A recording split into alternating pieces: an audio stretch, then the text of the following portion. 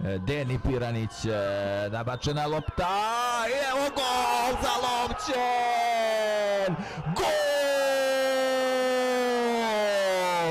Veliko slavlje Cetinjana!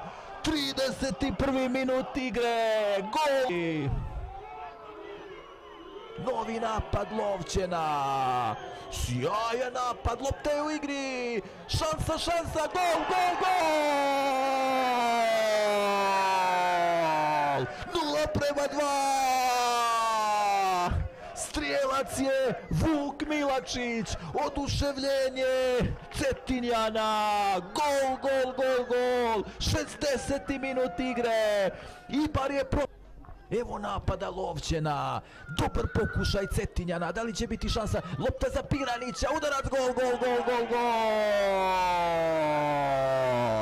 0:3!